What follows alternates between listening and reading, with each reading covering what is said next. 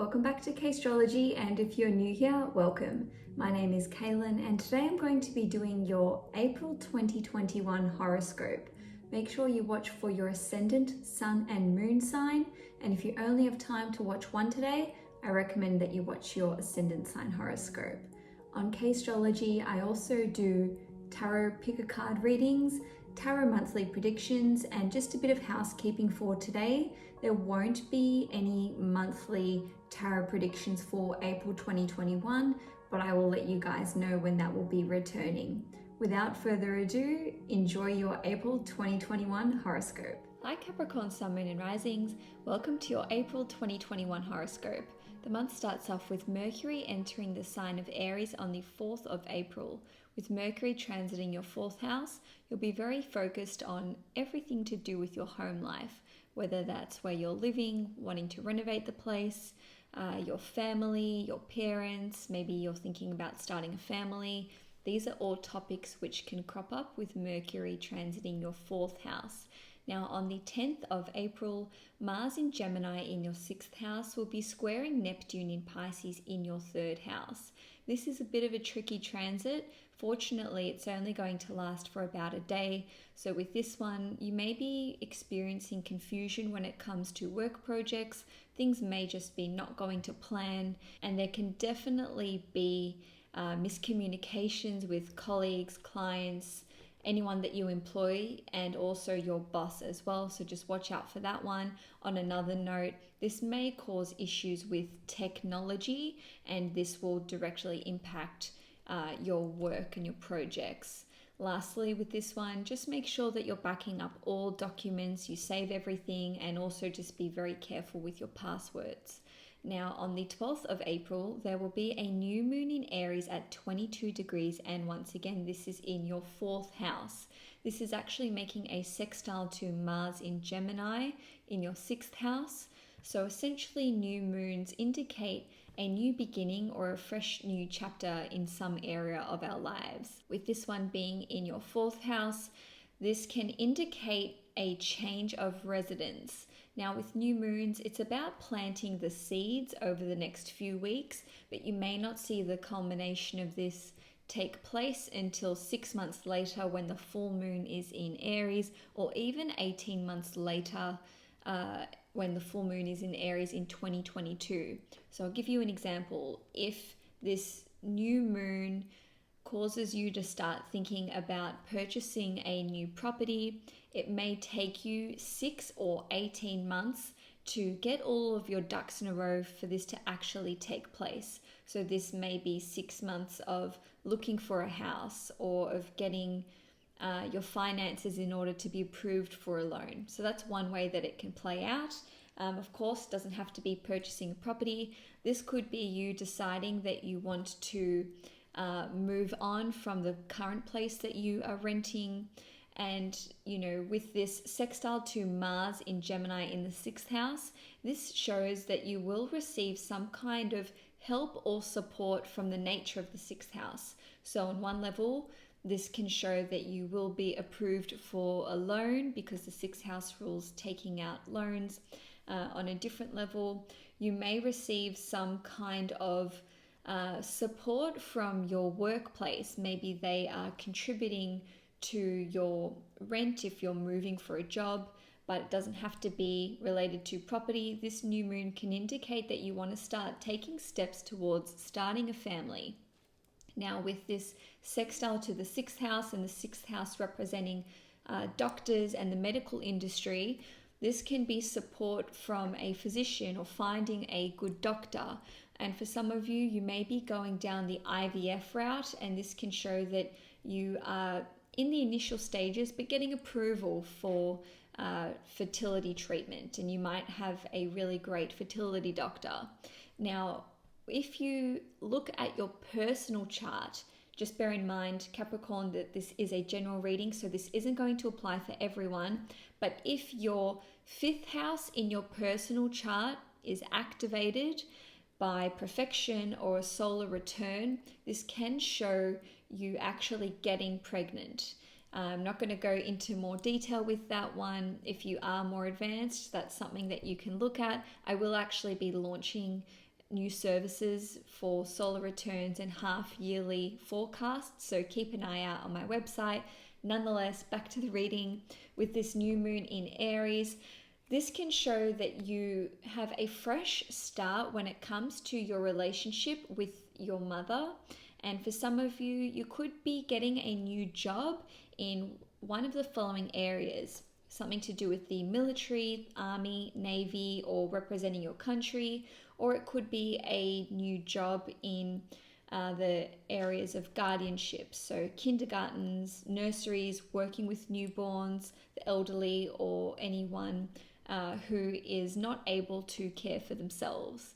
Now, also on the 12th of April, we will see Venus in Aries in your 4th house, squaring Pluto in Capricorn in your 1st house. So this particular transit will not last for too long, but it can bring up discontent or feelings of discontent with your living circumstances or within your home life, or even arguments with your parents. And also this can bring up issues with your deep emotional roots. Now, given that this new moon in Aries is taking place within an hour from this square from Venus in Aries to Pluto in Capricorn, this can sort of be like the catalyst for you wanting to make these new changes in your life. Now, on the 15th of April, Venus will enter the sign of Taurus, and this will be in your 5th house. With Venus in Taurus, with Venus in your 5th house, I should say, this can show that you are enjoying your hobbies and your passions, and it can be a time of feeling very creative and artistic. Now, on another level, this can indicate a new romance, because wherever Venus goes, this is where love and romance and new relationships can enter our life. And given that the 5th house is one of the love houses in astrology, this shows that you can meet a new love interest, and the kinds of areas where you are likely to meet them are connected to the 5th house, which would be restaurants, parties, anything to do with musicals, films, like going to see a movie, sporting events, art classes, and even at the casino as well. That's another area that the 5th house rules. In terms of what this person can be like, they would have the qualities and the traits of Venus. At a very literal level, they could be a Libra or Taurus sun, moon, or rising, or even have their Venus or Mars in Taurus or Libra. But in terms of the qualities and traits of the person, they will be quite Venusian. So they may be quite artistic, very diplomatic, definitely beautiful, very physically attractive. They might be rather wealthy, which is indicated by Venus, or they could work in finance or art or design, or even business, because Libra is a business sign, and they could be very sociable as well. Enough on that. On the 19th of April, Mercury will enter the sign of Taurus. So again, this is in your 5th house, and the sun will also enter Taurus the very next day. So there will be a big focus on romance, on your creative pursuits and hobbies, things that you're passionate about, and your own business if you own your own business. And then on the 23rd of April, Mars will enter the sign of Cancer. So with Mars transiting your 7th house of relationships, if you are in an existing relationship, this can spell a period of disagreements and tension with your significant other. You may be having arguments with your second-born child, which is represented by the 7th house. It doesn't have to be arguments and issues within your relationship. For instance, you could just be working really hard together as a couple to achieve some kind of initiative or goal together.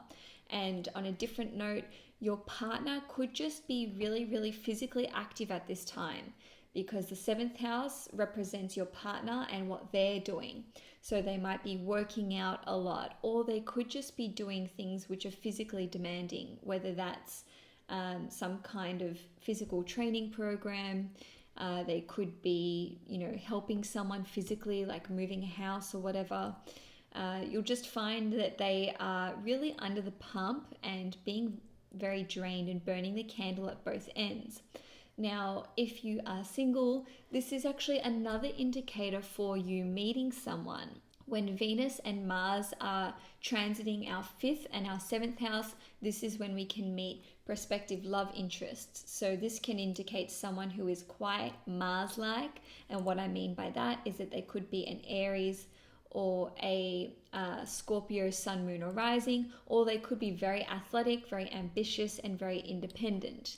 Now, on the 23rd of April, we will see Venus in Taurus being conjunct Uranus, and this is in your 5th house. Once again, I'm talking about romance. So this could show that a romance takes off quite rapidly, quite suddenly, and you could meet this person spontaneously. You could have like a chance encounter with them. Maybe you were invited to a party last minute and you weren't going to go, but then other plans fell through and now you've decided to go, and then you meet them there. That was a hyper-specific example, but you get the gist. Now, on a different level, this transit can show that you may need to invest a lot of money unexpectedly in your business, because the 5th house indicates any business that we own that is ours and that we've started. And also, having said that, Venus rules your 5th house in Taurus, but it also rules your 10th house, which is in Libra.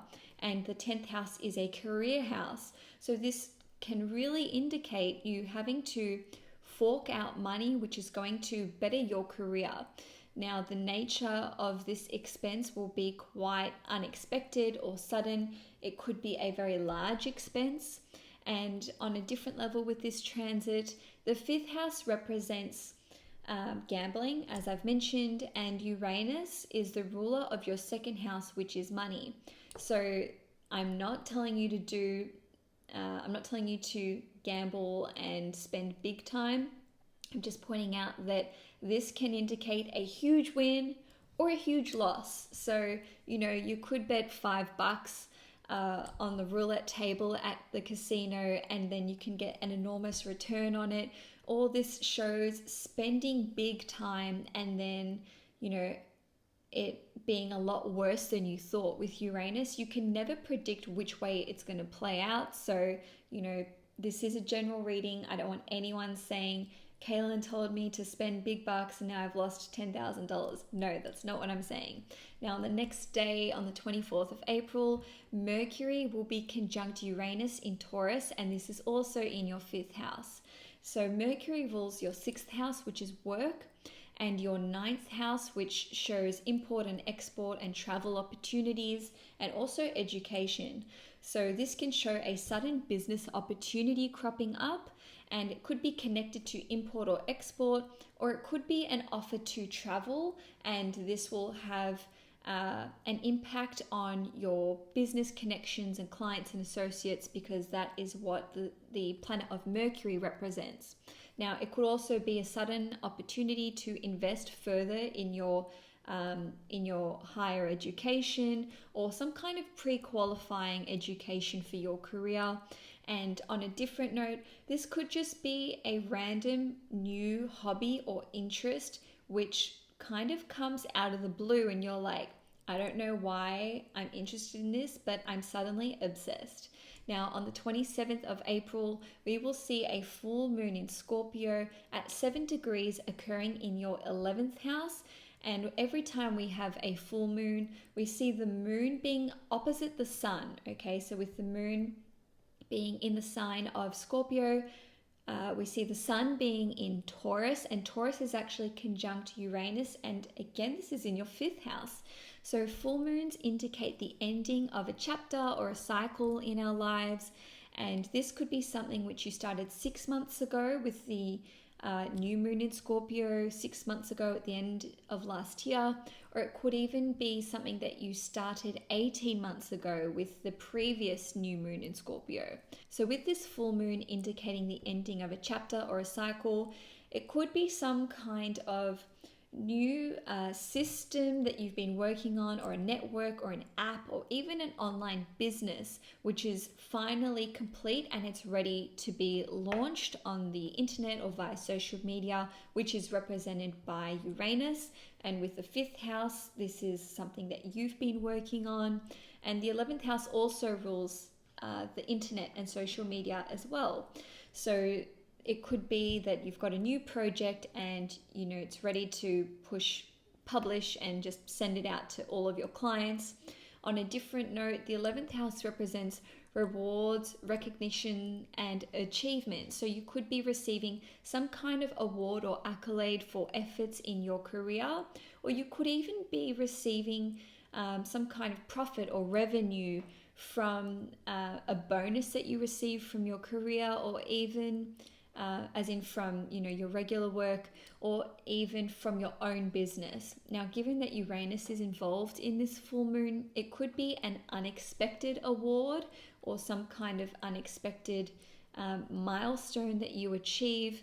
But on a different level, this full moon can show that some kind of large-scale event that you've been involved in, as in the long-term planning for the event, could be ready to take place. So it could be like a fundraiser, a charity event, a work function, a public event, a political event or demonstration, or some kind of political campaign, and now you're finally wrapping that up. Now, lastly, in April, we will see Pluto being or stationing retrograde in Capricorn in your 1st house. That's on the 28th of April. So on this particular date, you may feel a bit off emotionally. You may be very emotional on this particular day, and you might find yourself being very introspective. So I've just noticed on the date that Pluto goes retrograde that people can just be feeling kind of down and gloomy. So if you are feeling that way, sorry to hear it, but just know that it's kind of a one-day thing. So hopefully that doesn't spell out the next month for you. Didn't want to end it on that note. Sorry, that is the last transit for April. So I hope you enjoyed this reading, Capricorn. If you did, please give it a thumbs up. If you'd like to see more content from me at CAISTROLOGY, please subscribe to my channel. Enjoy April 2021, and I will see you guys next month.